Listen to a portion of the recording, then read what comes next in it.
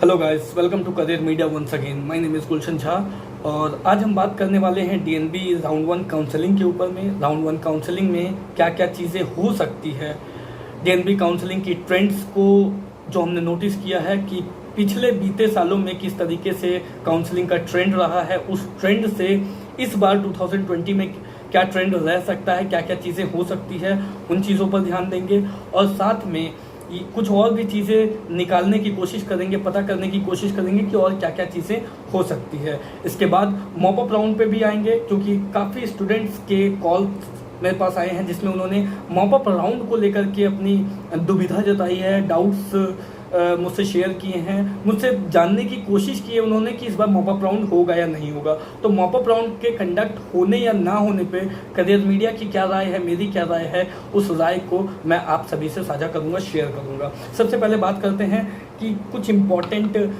Information round one counselling और DNB की counselling को लेकर के। राउंड वन काउंसलिंग में जो सबसे बड़ी बात होने वाली है वो ये कि बहुत ज़्यादा सीट रिजेक्शन होने वाले हैं। सीट रिजेक्शन से क्या मतलब है कि डीएनबी काउंसलिंग में आपने दो नए टर्म इस बार सुने होंगे, एक फ्रीज और दूसरा रिजेक्ट। फ्रीज मतलब जब आपको कोई सीट मिलती है तो उस सीट को आप एक्सेप्ट करते हो, मतलब आप उसे फ्रीज करते हो। और दूसरी वर्ड आपने सुनी है रिजेक्ट। जब आपको कोई सीट मिलती है, उस सीट को आप नहीं लेते हो, उस सीट पर आप एडमिशन नहीं लेते हो, तो उसके लिए आपको उस सीट को मतलब आप रिजेक्ट करते हो। तो इस जो रिजेक्शन है, जो सीट को रिजेक्ट करना है, स्टूडेंट्स को सीट मिलेगी और वो उस सीट को नहीं लेंगे, ये बात राउंड वन काउंसलिंग में बहुत ज़्यादा होने वाली है। खास करके वो स्टूडेंट्स जिनकी रैंकिंग 10,000 से पहले है, मतलब 1 से लेकर के 10,000 के बीच में जो स्टूडेंट्स आ रहे हैं, वो सीट्स को काफ़ी ज़्यादा रिजेक्ट करने वाले हैं। इसका रीज़न आपको पता होगा या मैं आपको बता देता हूँ। इसका सबसे बड़ा रीज़न है कि ऑल इंडिया की राउंड 2 काउंसलिंग होने वाली है। कुछ दिन के बाद डीएनबी की राउंड 1 काउंसलिंग के बाद ऑल इंडिया की राउंड 2 काउंसलिंग होगी, जिसमें ज़रूर स्टूडेंट्स अपना लक आजमाएंगे। और कहीं ना कहीं ये बात बिल्कुल सही है कि डीएनबी से ऊपर स्टूडेंट्स एमडी एमएस को प्रेफर करते हैं आज भी। हालांकि इस बार डीएनबी में काफ़ी ज़्यादा रुझान देखने को मिलेगा, काफ़ी स्टूडेंट्स पार्टिसिपेट कर रहे हैं डीएनबी की काउंसलिंग में, काफ़ी ज़्यादा स्टूडेंट्स पार्टिसिपेट करने वाले हैं। मगर फिर भी अभी भी स्टूडेंट्स के मन में ये बात बनी हुई है कि MD MS is better than DNB. तो इस चीज़ को दिमाग में रखते हुए स्टूडेंट्स ऑल इंडिया के राउंड 2 काउंसलिंग में ज़रूर पार्टिसिपेट करेंगे और ऑल इंडिया की राउंड 2 काउंसलिंग में पार्टिसिपेट करने के लिए उनके पास डीएनबी की सीट होनी ज़रूरी नहीं है। तो वो राउंड 1 काउंसलिंग में जो भी उनको सीट मिलती है वो उसको रिजेक्ट करेंगे, या तो रिजेक्ट करेंगे और या तो वो उन सीट्स को काउंसलिंग में जो थोड़े लोअर ऑर्डर के सीट्स हैं, जो लोअर ऑर्डर के ब्रांचेस या फिर लोअर ऑर्डर के कॉलेजेस हैं, उन कॉलेजेस को वो उनकी चॉइस फिलिंग ही ना करेंगे, जिससे कि उन्हें राउंड 1 काउंसलिंग में सीट मिलेगी ही नहीं, या तो मिले ही ना, और अगर मिलती भी है तो वो उस सीट को रिजेक्ट करेंगे। तो राउंड 1 काउंसलिंग में बहुत ज़्यादा सीटों को रिजेक्ट किया जाने वाला है। एट द सेम टाइम जो दूसरी इंपॉर्टेंट पॉइंट है सीट को रिजेक्ट करने के लिए, वो ये कि राउंड 2 में न्यू सीट्स भी ऐड होने वाले हैं। तो ज़रूर स्टूडेंट्स इस बात को देखना चाहेंगे कि राउंड 2 में कौन कौन सी सीट्स और ऐड हो रही है और हमारे लिए कैसे वो बेनिफिशियल हो सकता है। और 10,000 स्टूडेंट से 10,000 ऑल इंडिया रैंक वाले जितने स्टूडेंट हैं, उससे पहले के जो स्टूडेंट्स हैं वो सभी ऑल इंडिया कोटा में अपना लक आजमाएंगे, लक ट्राई करेंगे। एट द सेम टाइम उन्हें कहीं ना कहीं ये बात पता होगी कि राउंड 2 काउंसलिंग में, अगर राउंड 1 काउंसलिंग में हम सीट्स को छोड़ भी देते हैं या हमें सीट नहीं भी मिलती है, तो राउंड 2 काउंसलिंग में हमें मिल जाएगी। तो इन बातों की वजह से ये जो राउंड 1 में सीट्स को रिजेक्ट करने की जो स्टेप होने वाला है, जो मिली हुई सीट को रिजेक्ट करना, वो बहुत ज़्यादा होने वाला है, बहुत ज़्यादा सीट रिजेक्शन होने वाले हैं। अब आते हैं दूसरी पॉइंट के ऊपर में, सबसे अधिक स्टूडेंट्स का इंक्लिनेशन किधर रहने वाला है according to trends of counselling.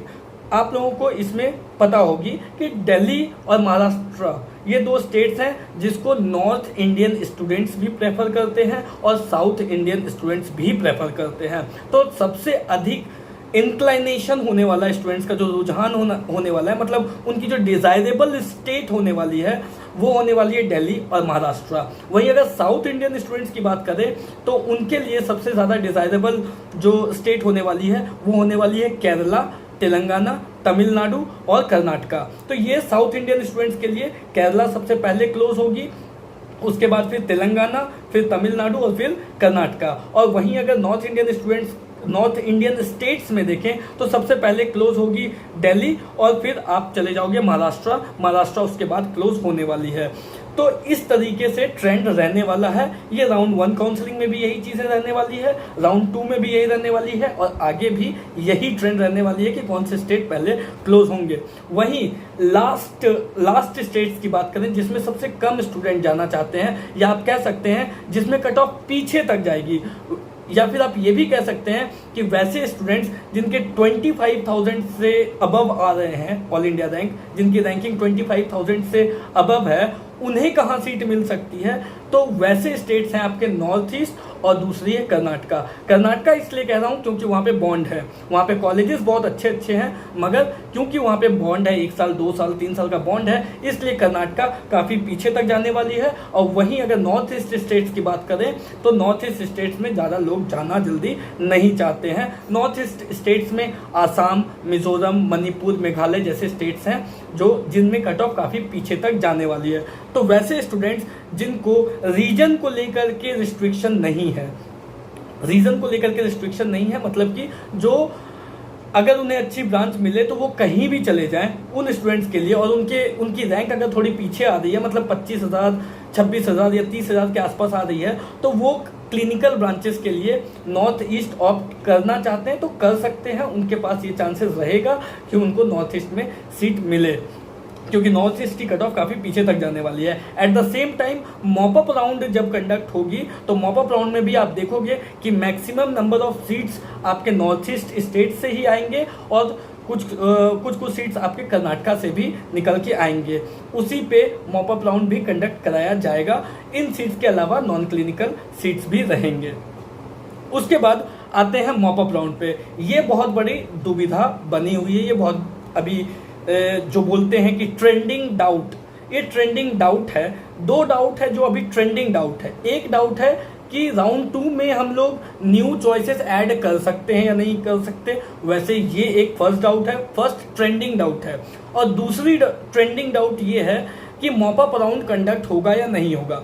आते हैं अपने पहले ट्रेंडिंग डाउट पे, जो मैंने पिछले वीडियो में भी बताया है कि राउंड 2 में या राउंड 3 में, किसी भी राउंड में आप न्यू चॉइसेस को ऐड कर सकते हैं, इसमें कोई दिक्कत नहीं है। आप बिल्कुल अगर आपने अपने चॉइसेस को फर्स्ट राउंड में, राउंड 1 में नहीं डाला है तो आप उस चॉइस को राउंड 2 में डाल सकते हैं। और यदि वो डीबार्ड नहीं हुए हैं, मतलब वो अगर आपके मतलब कि जो डीबार्ड नहीं हुए वो चॉइसेस, वो अगर डीबार्ड नहीं हुए तो उनको आप फिर राउंड 3 में भी डाल सकते हैं। ये थी बात ट्रेंडिंग डाउट फर्स्ट की कि हम न्यू चॉइसेस ऐड कर सकते हैं कि नहीं कर सकते हैं। आप बेफिक्र होकर रहिए, राउंड 2 में भी आप न्यू चॉइसेस को ऐड कर सकते हैं, राउंड 3 में भी आप न्यू चॉइसेस को ऐड कर सकते हैं। दूसरी ट्रेंडिंग डाउट है कि मॉप अप राउंड होगी या नहीं होगी। काफ़ी स्टूडेंट्स बोल रहे हैं सर इस बार शायद से नहीं होगी, मेरे से पूछ रहे हैं, जानने की कोशिश कर रहे हैं। अब मैं अपनी राय आपको इस पर बता देता हूँ कि मुझे लगता है कि हर बार मॉप अप राउंड होती है, इस बार भी मॉप अप राउंड होंगे। अब कैंडिडेट्स का जो रीजन है ये कहने का कि मॉप अप नहीं होगी क्योंकि सीट्स कम बचेंगे, तो मैं आपको एक बात बता दूं, स्टूडेंट्स इसे जिस नज़रिए से देख रहे हैं उस नज़रिए से देखना सही नहीं है। अगर क्लिनिकल, मैं स्टूडेंट्स के नज़रिए से अगर देखूं तो स्टूडेंट्स का कहना है कि क्लिनिकल सीट्स कम बचेंगे तो फिर उन पे मॉप अप राउंड कैसे होगा, या फिर ऑफलाइन होती है मॉप अप राउंड तो offline mop up round conduct कराना मुश्किल है। इन दोनों रीज़न को मैं पार्शली सही मान सकता हूं, मगर ये कहीं ना कहीं पूरी तरीके से टोटली सही नहीं है। अब क्यों सही नहीं है वो बता देता हूं मैं आपको। सबसे पहले, सीट्स बचेंगी या नहीं बचेंगी? Seats definitely बचेंगी। ऐसा हो सकता है कि क्लिनिकल ब्रांचेस की सीट्स ना बचें या क्लिनिकल ब्रांचेस की सीट्स कम बचे, मगर नॉन क्लिनिकल ब्रांचेस की सीट्स डेफिनेटली बचती हैं और डीएनबी में तो और ज़्यादा बचेंगी। जब एमडीएमएस में इतनी ज़्यादा बचती है तो डीएनबी में तो बचेंगी ही बचेंगी। जो नॉन क्लिनिकल ब्रांचेस हैं उनकी सीट्स डेफिनेटली बचेंगी, और जब उनकी सीट्स ज़्यादा बचेंगी तो उन पर मॉप अप राउंड कंडक्ट कराना पड़ेगा एनबीई को, और जब वो मॉप अप राउंड कंडक्ट कराएंगे तो उसमें जो क्लिनिकल सीट्स हैं, जो बचे हुए क्लिनिकल सीट्स हैं, चाहे कितने भी हैं, 40, 50, 100 जो भी सीट्स हैं, वो उन सीट्स को भी वो सीट्स भी अवेलेबल रहेंगी और उन सीट्स की अलॉटमेंट भी मॉप अप राउंड में होगी। मतलब पहला रीज़न कि मॉप अप राउंड कंडक्ट होगा, उसका रीज़न है कि नॉन क्लिनिकल की सीट्स तो डेफिनेटली बचेंगी, उसके साथ साथ अगर कुछ क्लिनिकल सीट्स बचती हैं तो फिर मॉप अप राउंड में उन सीट्स की भी अलॉटमेंट की जाएगी। पहला रीज़न ये है। दूसरा reason offline, mop up offline conduct होता है। मॉप अप में हो सकता है 20,000 स्टूडेंट पार्टिसिपेट करें, 30,000 स्टूडेंट पार्टिसिपेट करें, ये एक बात हुई जिसे लेकर के स्टूडेंट ये मान रहे हैं कि ऐसे कोविड-19 की जो अभी सिचुएशन क्रिएट की है उस वजह से ऑफलाइन काउंसलिंग कंडक्ट नहीं होगी, मतलब मॉप अप नहीं होगा। पार्शली सही है, टोटली गलत नहीं है, पार्शली सही है। पार्शली इसलिए कह रहा हूँ क्योंकि 26 जुलाई 2020 के दिन हमारे अभी जो कुछ दिन पहले MHRD जो मिनिस्टर हैं, HRD मिनिस्टर रमेश निशंक पोखरियाल जी, उन्होंने बयान दिया है कि 26 जुलाई 2020 के दिन MBBS नीट UG 2020 की एग्जाम कंडक्ट होगी और नीट UG 2020 के एग्जाम में टोटल 16,84,000 स्टूडेंट्स पार्टिसिपेट करने वाले हैं, कर रहे हैं। अब उतने स्टूडेंट्स के लिए और जो नीट UG की एग्जाम की जो एग्जामिनेशन जो होती है वो टोटली ऑफलाइन होती है, तो जब नीट UG 2020 की एग्जाम ऑफलाइन 16,84,000 स्टूडेंट्स के लिए कंडक्ट कराना मैंडेटरी है और कराया जाएगा, तो फिर कहीं ना कहीं 30,000, 40,000 या 50,000 जितने भी स्टूडेंट्स मॉप अप राउंड के लिए एलिजिबल होंगे उनकी भी mop up round counselling official ये ऑफलाइन कंडक्ट कराई जाएगी और वो कराने में कोई प्रॉब्लम नहीं है। तो मेरे तरफ से जो कंप्लीटली व्यू है मॉप अप राउंड को लेकर के वो यही है कि मॉप अप राउंड कंडक्ट होगी, इसमें कोई डाउट नहीं है। और दूसरी बात आप लोगों को मैं यही बोलूँगा कि इन बातों पे अभी आपको ध्यान नहीं देना है, आपको सिर्फ अपनी स्ट्रैटेजी इस तरीके से बनानी है कि राउंड 1, राउंड 2, राउंड 3 में अगर सीट ना मिले तो भी 4th राउंड का ऑप्शन आपके पास ओपन रहे। आपको ऐसा नहीं करना है कि मॉप अप राउंड तो होगा ही नहीं तो मुझे फिर 3rd राउंड तक ही सीट मिले तो मिले और नहीं मिली तो खत्म। इसे लेकर के आप कहीं ना कहीं अपने मन में एक डर भी पैदा कर रहे हैं और आप अपनी स्ट्रैटेजी भी गलत बना रहे हैं। साथ में वैसे स्टूडेंट्स जिनके 25,000 से के बाद रैंक है, अबव 25,000 है और उन्हें अपर क्लिनिकल चाहिए, जैसे कि अपर क्लिनिकल चाहिए, फॉर एग्जांपल उन्हें मेडिसिन चाहिए, पीड्स चाहिए या फिर उन्हें OBG चाहिए, उन सभी स्टूडेंट्स को एक चांस DNB के लिए तो रखना ही चाहिए।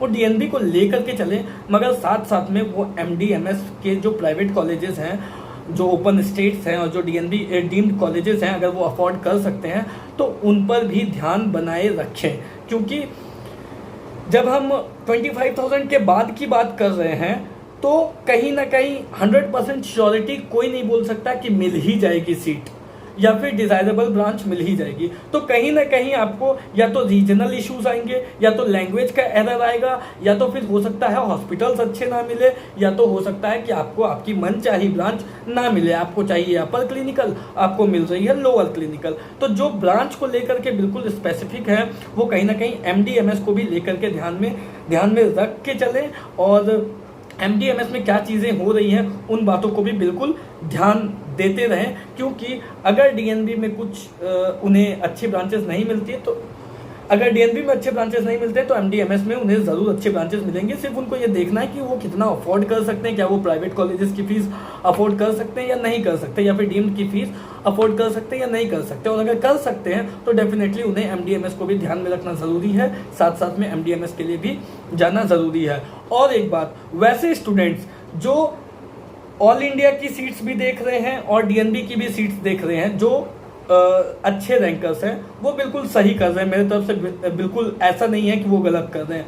उन्हें पूरा हक है कि उन्हें अच्छे से अच्छा हॉस्पिटल मिले, या अच्छे से अच्छा कॉलेज मिले, या अच्छे से अच्छी ब्रांच मिले। उन्हें पूरा हक है, मेहनत की गई है, रैंक अच्छे मार्क्स आए हैं, अच्छी रैंक आई है, तो उन्हें पूरा हक है कि वो MD-MS की भी सीट्स देखें, डीएनबी की राउंड 1 भी देखें, और अगर सीट नहीं मिलती है तो ऑल इंडिया की राउंड 2 भी देखें, और अगर उसमें अच्छी सीट नहीं मिलती है तो डीएनबी की राउंड 2 भी देखें। क्यों नहीं देखेंगे, बिल्कुल देखनी चाहिए, इसमें कुछ गलत नहीं है, कोई गलत नहीं है, आप बिल्कुल सही कर रहे हैं। आपने जो मेहनत की है उसमें आपका ये हक बनता है कि आपको अच्छे से अच्छी सीट मिले।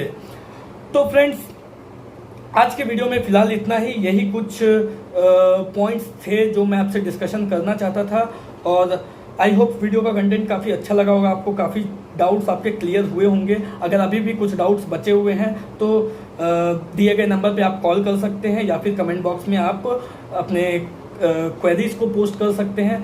अगर आपको करियर मीडिया से काउंसलिंग एडवाइस चाहिए, काउंसलिंग गाइडेंस चाहिए, तो दिए गए नंबर पे आप कॉल करके हमसे हमारी पेड सर्विसेज भी ले सकते हैं। Thank you so much.